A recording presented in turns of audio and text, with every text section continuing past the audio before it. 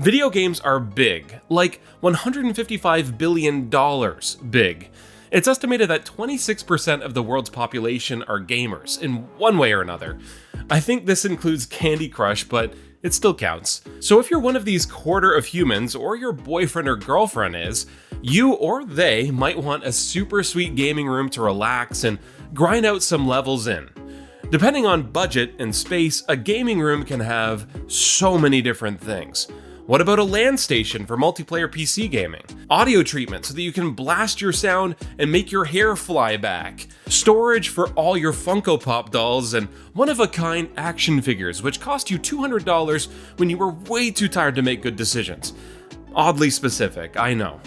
So whether you're playing Candy Crush in your attic or Fortnite in your basement, here are 10 room ideas for how you can create the ultimate room on any budget.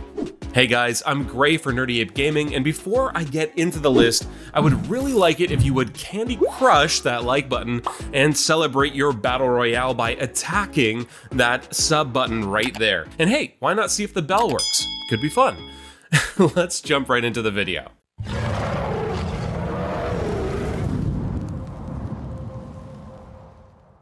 Number 1, pick a theme. Before you start purchasing products or ripping down walls, it's important to decide on an aesthetic or a theme for the gaming room. It's your chance to embrace your favorite game, character, or genre. You can paint custom patterns on your wall that match the theme if you're artistic like that, or you can just buy the art to display on your walls instead. You may even grab more nerdy stuff than you already have to adorn your space. Pro tip, enhance your space with featured art. Personalized canvas prints are perfect for this, as you can grab any character or game that you want and find stores online that will ship them to your door. Number 2, ensure that you have a reliable internet connection. This is a no-brainer really for your whole house. Although you don't need gigabit, you kinda want it, right? But seriously, you don't need a ton of bandwidth to actually play games. What's being sent and received by game servers is less than you might think. Consistency of your connection is really what you want to focus on. For this, you just need to make sure that your ISP is reputable. If you have a choice where you live, that is. Beyond that, think about going higher for bandwidth simply to download new games faster. Who actually goes to the store for games anymore? And of course, if you're a PC gamer, you're downloading everything these days, so why wait a few hours when you could just wait a few minutes? Number 3, incorporate tabletops, storage, and renovation. Okay, here's a pretty wild idea. Build your own desk and storage solutions. You can do it, really. I know you can. Here are some ideas. A floating or wall-mounted desk. Standing and adjustable height desks. Corner desks. Tall desks. Curved desks. There's a lot of different kinds of desks, but one of them will be right for you. If you have limited space, use a floating desk to allow for more storage. If you have more space, try a longer curved desk so that you can spread out and who knows, maybe put a huge ultra-wide monitor on that puppy. Now, if you're having trouble learning how to be a carpenter, check out some guides online for smashing IKEA furniture together to get a faux custom experience. Number 4, choose a perfect gaming chair. We both know you're going to be on your butt almost all the time in this room, unless you're playing Beat Saber or something. So you need a good chair that will keep your butt comfortable for long gaming sessions. Here's a tip. Try it out before you purchase it. If you know any friends with gaming chairs, just sneak into their place and just put your rear in their chair and find out how it is. Maybe you'll find the right one for you. Or go to a local PC store near you, and they might actually have some chairs that you can try. These chairs are pricey sometimes, up to $500 or more, so you'll really want to make sure that you like what you're going to be getting. Or maybe they'll have some kind of a money-back guarantee where you can send it back. That would also be pretty good. For myself, I've done the expensive gaming chair before, but I'm old now, and comfort is more important to me, so I got rid of that gaming chair, and now I just rock an office chair that has nice support. So it's okay. You don't have to have the shiniest thing, but sometimes shiny is fun. So it's really up to you. Number 5, invest in quality displays. Seriously, this one is so key. You need to have a basic knowledge of displays to really get the most out of your hardware. Imagine, if you will, someone just built their first PC or bought a suite pre-built from our website at nerdyapegaming.com. It's an absolute unit, and you can spit out 200 plus frames on the game of their choice, but unknowingly to them, they cheaped out on a monitor with a 60Hz refresh rate. They will never know the frames they are just simply giving up. It's a tragedy, I know, and I can't let this tragedy go on any longer, so here's what you need to look for. If you don't know much about monitors, here's the quick little guide. For your main PC monitor, you need at least 144Hz display. More than this is kind of overkill in my opinion, although it can look even smoother. 1 millisecond response time, at least 1080p resolution, or if you have a really great PC, go for 440p instead. If you only play solo games, you can go for 4K. If you just want to look really nice, adaptive refresh rate like G-Sync or FreeSync is a really nice to have. And lastly, just choose a brand that you know and trust.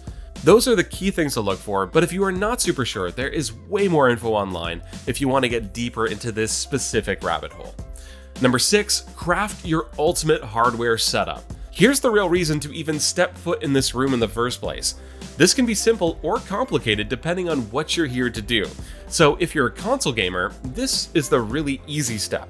Invest in a media station for under your display that allows for a place to display your consoles and games, and light it up with some LEDs. Tidy up your cords, and you're done. For PC gamers, you probably already have your beast of a PC, and all I have to say is to make sure that your system is all lit up inside and out.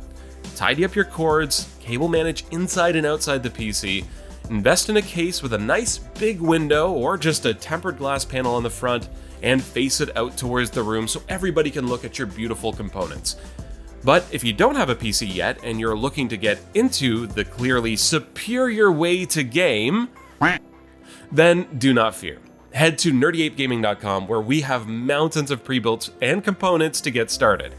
I'd personally also suggest planning things out on PCPartPicker.com, a website where you can check compatibility of components and also see completed builds that other people have made to get some inspiration. Number 7, decide on a quality sound system. The sound quality that comes straight from your TV or laptop is really bad. Please do not use this. You need external speakers or good headphones. You really do. It's a must. Soundbars, if you're using a TV like console gamers, are a pretty good option because they're very easy to set up and they have the added benefit of being very low profile visually.